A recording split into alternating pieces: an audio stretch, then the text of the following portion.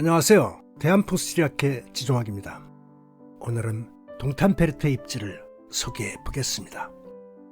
좋은 땅을 구하기 위해서는 가장 먼저 산줄기를 살펴야 합니다. 주산을 어머니에 비유하면 산줄기는 탯줄과 같은 것으로 산의 기운을 받기 위해서는 산줄기가 끝나는 지점이 되어야 합니다. 나무의 열매가 가지 끝에 열리듯 산의 혈 또한 산줄기 끝에 맺히기 때문입니다.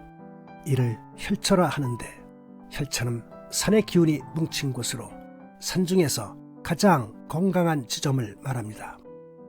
실제로 산줄기 끝 혈처의 자리엔 명문고택들을 보면 강릉 우주콘, 옥천 유경수생가, 안동 하회마을, 양덕마을 서백당 등이 있습니다.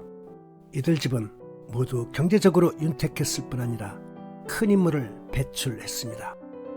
그러므로 터를 구하는 첫 번째 조건은 주산에서 이어진 산줄기가 연결되었는지 살펴야 합니다. 다음으로는 물이 합수되는 곳을 찾아야 합니다.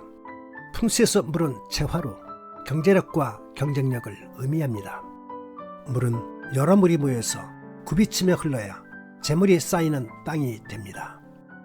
그리고 터 주변에 호수나 저수지가 있어 맑은 물이 고여 있으면 금상첨화가 됩니다. 풍수에서 말하기를 1000년 동안 마르지 않는 물은 1000년의 부를 약속한다고 했습니다. 그러므로 산줄기가 끝나는 곳에 여러 물줄기가 모여 굽이쳐 흐르고 맑은 물에 저수지까지 갖춘 곳이라면 최고의 집터가 됩니다. 동탄베르테는 산줄기가 끝나고 물이 합수되는 지점으로 풍수에서 요구하는 명당의 조건을 갖춘 곳입니다.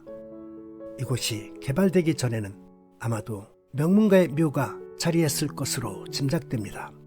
이런 명당은 조선시대 때 그대로 둘 리 없기 때문입니다. 실제로 개발되기 이전의 지형도를 보면 어느 가문의 묘가 10여 기 있던 곳입니다. 이것으로 보아 이곳 땅은 예사롭지 않다는 것이 입증된 셈입니다. 한남정맥 칠정산에서 시작된 산줄기는 부하산에서 남쪽으로 방향을 바꾸어 무봉산을 이룹니다.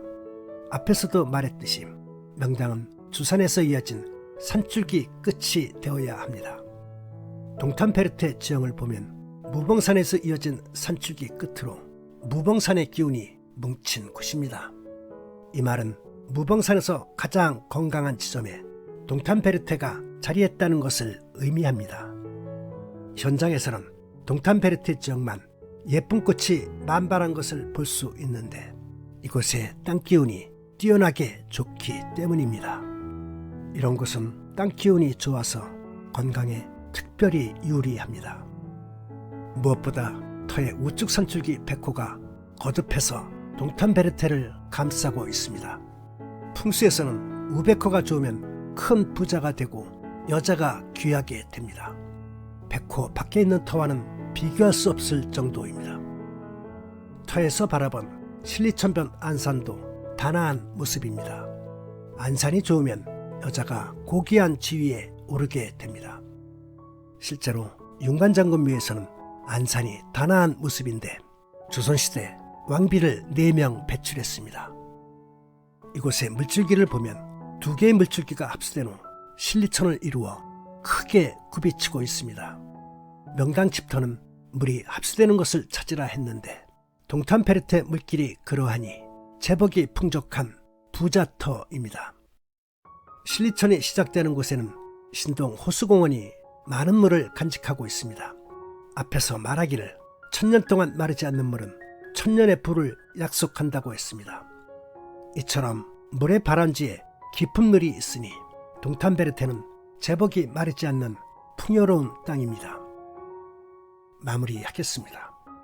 땅은 절대 거짓말을 하지 않습니다. 무봉산은 봉황이 춤춘다는 뜻입니다. 동탄베르테는 무봉산의 산줄기 끝으로 봉황이 춤추는 명당 중의 명당입니다.